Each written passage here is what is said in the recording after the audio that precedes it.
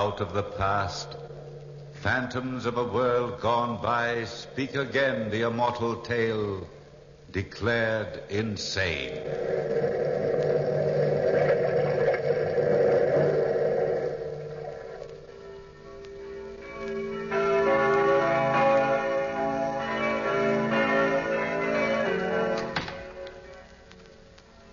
This is the church she comes to.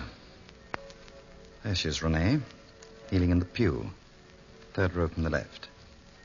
What do you think of your rival for your husband's affections? Are you positive that's the same, Madame Jean Renaud? I'd stake my honor upon it. Cecil, you've staked your honor so often there's nothing left to it. Madame. Amazing. I wonder how a woman like that could extract such huge sums of money from my husband. She might have certain charms you don't understand. But she's fat and pockmarked. True, Renee. But powerful enough to make you and your children penniless within 10 years. How can we break her hold on Pierre? I've tried. Pierre won't listen to me, either as his brother or his lawyer. So there's only one thing left. What's that? Simply that you ask for a commission for lunacy against him. Imply that he's insane and have him locked away. But Pierre is as With your sane political as... prestige at Louis XV's court, I'm sure we can convince a young, ambitious judge to the contrary. Pierre's many eccentricities can bear fruit. His monomania on Chinese customs could easily be misinterpreted. Do you understand? But, Cecil, Now listen to me. Tomorrow morning, I want you to pay an unexpected visit on your husband. Drive out to that country hovel and... Is your master in, Roger? Madame la Marquise, we weren't expecting you. Do come in. Monsieur's in the study. If you follow me, he'd be pleased to see you, madame. It's been such a long time. Thank you, Roger. Monsieur, Madame la Marquise? Renee. I'm sorry to disturb you, Pierre, but you know what the court says. This separation of ours does not do my reputation any good. Your reputation? Naturally. What are you doing dressed up in that silly outfit? I am writing a history of China, Renee. One can't understand the Chinese mind without trying to feel the tempo of their mode of life. Oh, that's neither here nor there. I've been hearing about the way you're handling the children. The children are well and healthy. I don't feel comfortable about them out here. So I'd like to change nurses. The woman you have now is too old for the job. I've brought an Englishwoman out here with me today. Her name is Maggie Campbell. I think you'll find Maggie a gem in many ways. Your absent-mindedness endangers our children's very existence. What are you hinting at? Hinting? You know very well what I mean. That woman, Madame Jean Renaud. She's no concern of yours. My son's future inheritance, however, is my concern. I can't prevent you from throwing it away on a swine-headed woman. Oh, Renee, but really? Really what? Who is this Jean Renaud? What power has she got over you? Why do you insist on living in the country and giving her the major part of your income? That's one question you'll never have answered. You wouldn't understand. That's why I've hired Maggie Campbell to act as nursemaid. The children are never to be in that woman's company. And Miss Campbell will follow those instructions to the letter.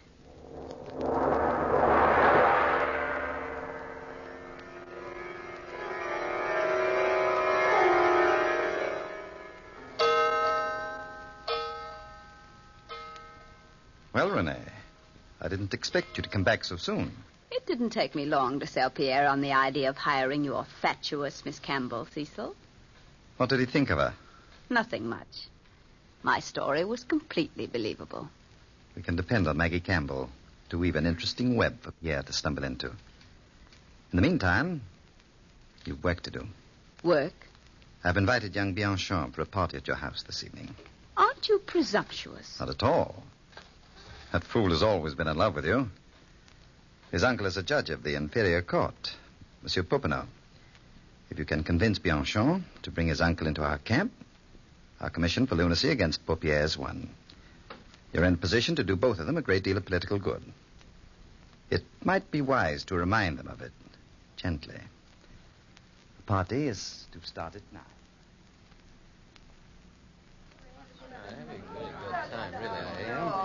Bianchon, I'm so glad you could come to my little party. Oh, you're playing with my heart, madame. Ah.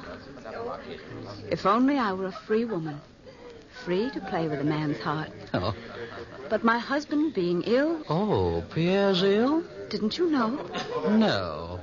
Oh, I'm sorry to hear it. It's a mental condition. I thought you knew. Oh. Is there anything that I can do? I'm afraid there's nothing anyone can do. He insists now upon throwing his money away on a woman, known as Jean Renaud, whom he favors now. Oh, a woman. A fat, ugly, pockmarked woman who is closer to 60 years of age than anything else. He's given her almost 1 million francs. Oh, this is serious, madame. But what can I do? He controls all the money in the family except my own small income. Well, have you ever thought of securing a commission for lunacy against him? My own husband, Monsieur Bianchon? But it's necessary, madame.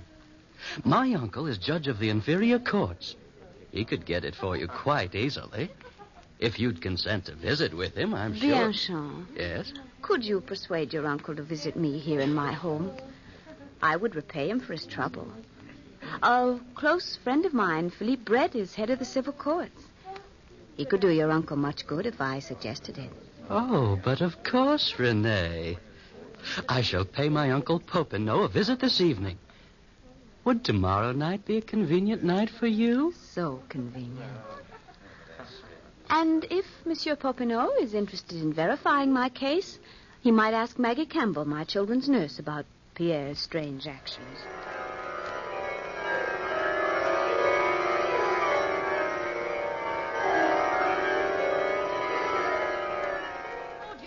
Roger, if you're the butler in this loony house, come over here and bottle. Yes, Maggie. What is it now, nurse? Listen to them, will you? A father playing with his sons, a twisting their arms till they scream in agony.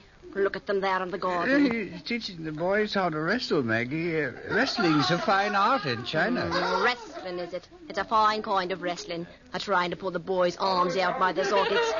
A laughing and a screaming. A maniac's mind. A maniac, I tell you. Heaven help us. What will the madmen do next?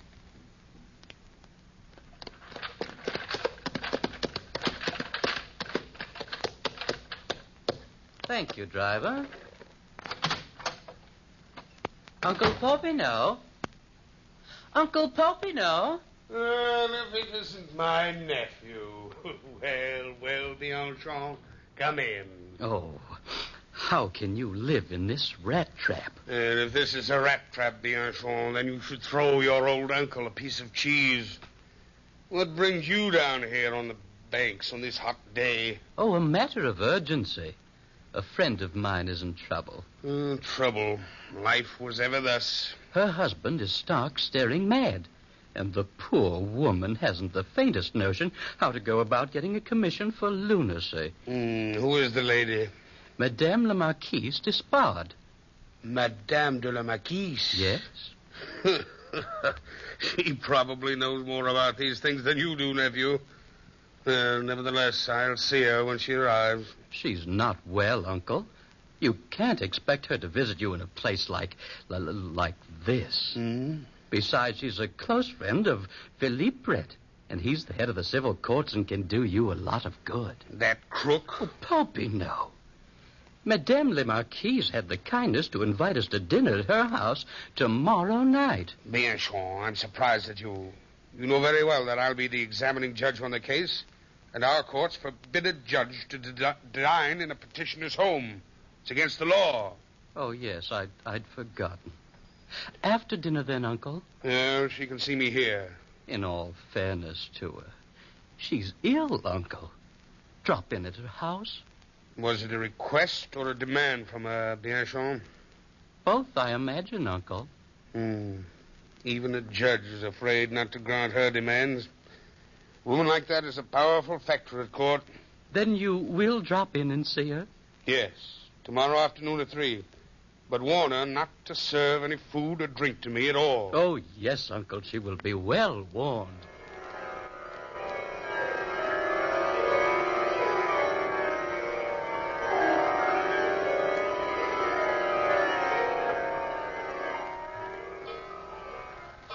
Maggie, what are you doing prowling about the master's bedroom? I was looking for a good tonic for the children. The master keeps all the medicines locked up here. While I'm about it, you ought to take the tonic, Roger.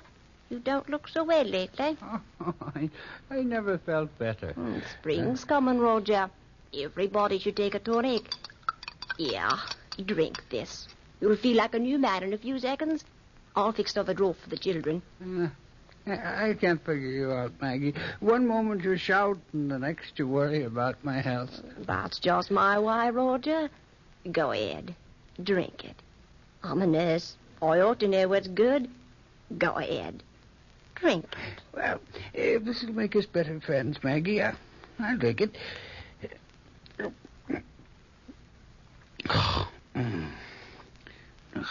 Tastes like poison. Roger.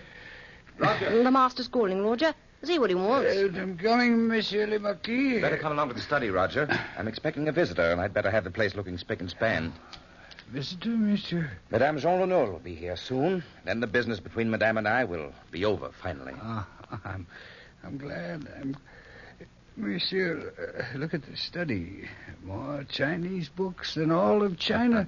I need them. What's the matter, Roger? I feel so ill, Monsieur le Marquis. In heaven's name, Yeah, I better don't sit down know. over here, Roger. Help. Roger. Maggie. What's the matter, monsieur? Roger, old fellow. Roger. He's dead. Dave. His skin is turning black, monsieur. Black? As if he had drunk. Yes. Just as if he drunk a strong draught of Chinese poison. How do you know the effect? I'm a nurse, sir. Now your madness is no longer innocent. You're a murderer, too. Poisoning a poor, helpless man just because he disagreed with you. What are you talking about, Maggie? You know what I'm talking about, monsieur. You're a murderer.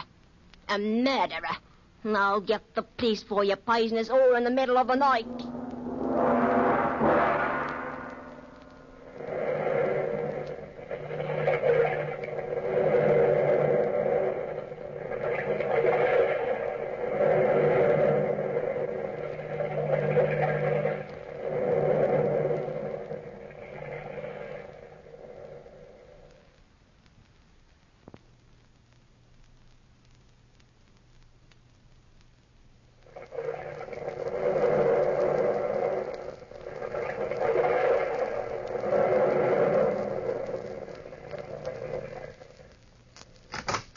Madame la Marquise, may I present my uncle, judge of the inferior courts, Monsieur Popinot. Good afternoon, monsieur. How do you do? This is my brother-in-law, the Chevalier d'Espargne. Say so. How do you do? How do you do? Won't you be seated, Monsieur Popinot? My uncle will do everything in his power to help you, Renee. I'm sure he will, Bianchon. Tell me, madame, when you and the Marquis separated originally, how much money were you allowed? Just my original income of 26,000 francs a year. You say that the Marquis had given a certain Madame Jean Renaud considerable sums of money? Almost 1 million francs. Is there any reason for him to give her money? None. None but an imaginary one dictated to him by his twisted mind. Does Madame Jean Renaud live well? Live well. In a mansion. I'm a poor man myself, madame. How much does Madame Jean Renaud spend on her house? Oh, the stables alone cost 16,000 francs. Judges are apt to be incredulous. If the stables alone cost 16,000, then how much for the entire establishment? Between 50 and 60,000 francs. So much? You don't say. Now, how much do you spend for this lovely place? About the same, 50 or 60,000. Renee! Huh? Oh, I thought you said your income was only 26,000 francs. You must be badly in debt, obviously. but, monsieur... If you're in debt, the court might not feel justified in allowing you to handle your husband's money. They might think you have a different motive for trying to secure control of your husband's money. Not that I have. A selfish one. Do you serve, madame? I'm sorry, Madame la Marquise. It's against the law for me to eat or drink at a petitioner's home. I thought you knew. Madame la Marquise! Madame la Marquise! Maggie? What are you doing here? I've been trying to get her all day, I have. Monsieur le Marquis has murdered his butler. Poisoned him. I saw it with my own eyes. The police came. They've got him away in the jail. He's stark, staring, raving mad, he is. Murder now. Well, Monsieur Popinot, is murder a part of a sane man's mind?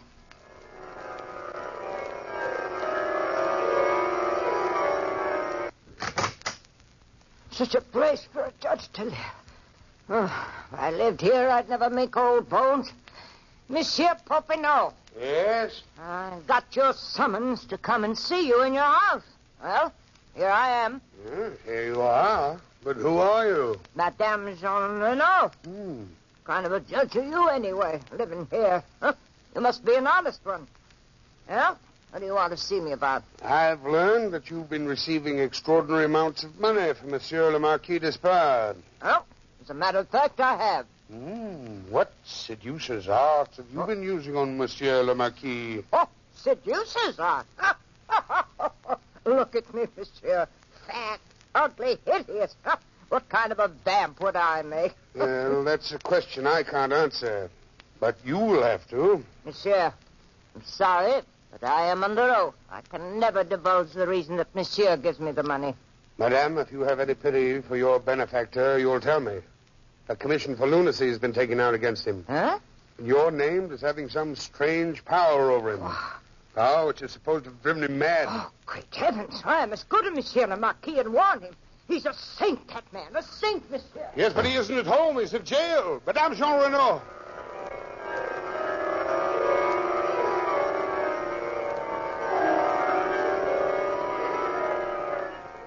Monsieur le Marquis, I'm Judge Popinot of the inferior courts. You're most welcome to come in and share my prison cell. Are you here to accuse me of murdering a man, too? No, monsieur. But your wife has taken out a commission for lunacy against you. Monsieur, you're joking. I wish I were. Your passion for Chinese customs has led them to believe you live in a dream world. I was commissioned to write a book about China by the most respectable firm in all Paris. Have you a contract from them? In my desk drawer at home. Are there any duplicate copies in case your copy is stolen? Certainly. Here's the address of the firm. They have the duplicate. The second count is, of course, there's murder. You were accused of murdering your butler just to try out a potency of a new Chinese drug you've discovered. I've never toyed with Chinese drugs or poisons. How about this business of giving all your money to Madame Jean Renaud? Monsieur, I never thought I'd tell anyone that secret. Your life depends on it. Madame Jean Renaud is the descendant of the Jean Renaud family who owned a large estate in Saxony in the 13th century. My ancestors murdered her ancestors and stole that property. What has that to do with you? The entire Despard fortune was founded on that property. I'm trying to pay back a debt. The amount of money which should have been paid to the Jean Renaud when the property was taken over. You're too conscientious, Monsieur le Marquis. I don't want my children to be ashamed of their family as I'm ashamed of mine. They'll always be proud of the Despard name. I don't think we'll have any trouble clearing you of this charge. Tell me this. Is there any place in France where the black Chinese poison can be ordered? One place might have it. It's a small pharmacy called Lincoln. We usually carry that particular mixing drug in our pharmacy, Monsieur Popinot. It's too dangerous. But I did have a special order for it from a Cockney woman named Maggie Campbell just the other day. She had a note authorizing her to buy it. Who was the note from? From the head of the medical research department, through the Chevalier Despard. Thank you very much.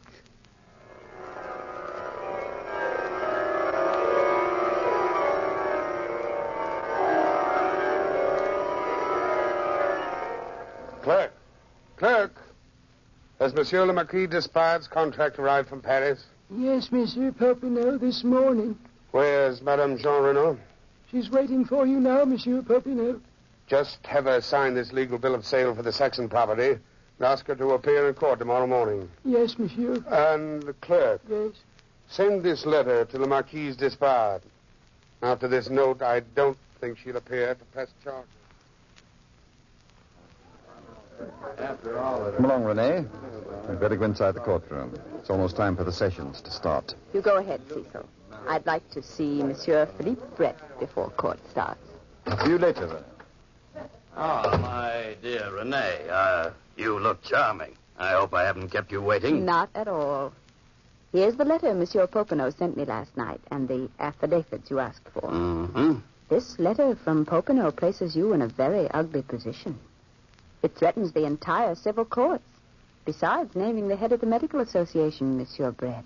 Yes, I know, Renee. Leave everything to me. I'll see you in court in a few minutes. Order in the court. The Fifth Court of Inferior Appeals is in session. The first case is a commission for lunacy. The case of Madame de la Marquise d'Espard against Monsieur la Marquise Monsieur d'Espard. Popin, Yes, Monsieur Brett. as head of the civil courts, I cannot allow you to preside on the bench during this case. Cannot allow me? Do you realize, man, you violated the most important law in all France? I have 3 sworn affidavits that you partook of tea and cake at the household of Rene Despard at 5 p.m. 4 days ago. Now, since Madame is the plaintiff in this case, that renders any decision you might give as invalid. But, Monsieur Brett, they are lying. Your own nephew swears it's the truth. Will you relinquish the bench? Who is to take over in my place? Monsieur Devereaux. Devereaux? Yes.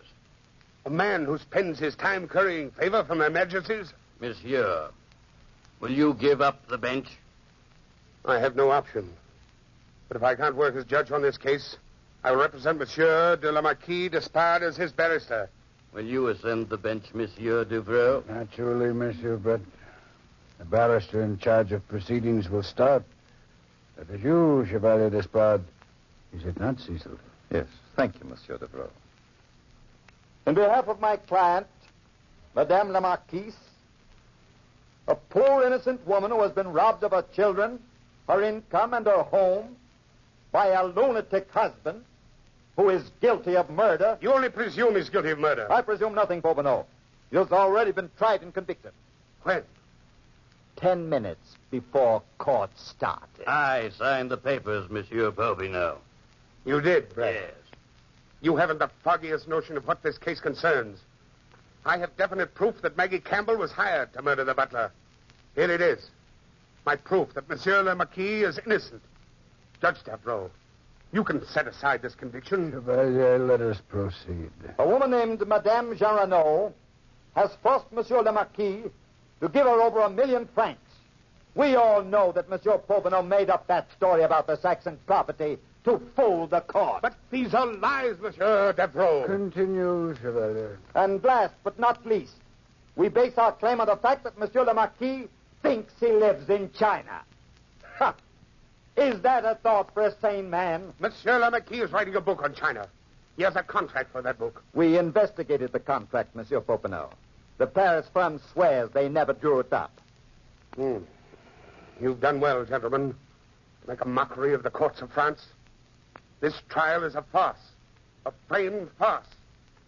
Of course, you grant the commission for lunacy, you will be heaped with honors by these weakling fools. That is only your opinion, Popinot. Judge Devereaux, remember, your conscience will weigh heavily on your soul.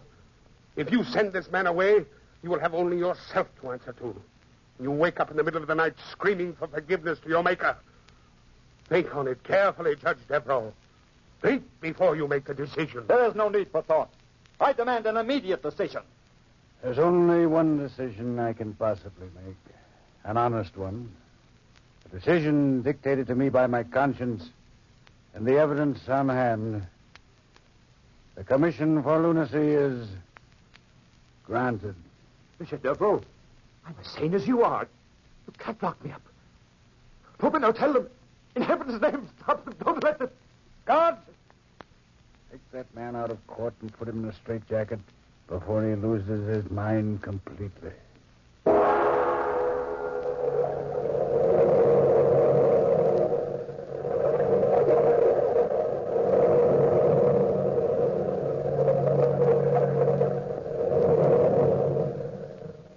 From the time-worn pages of the past, we have heard the story declared insane. Bellkeeper,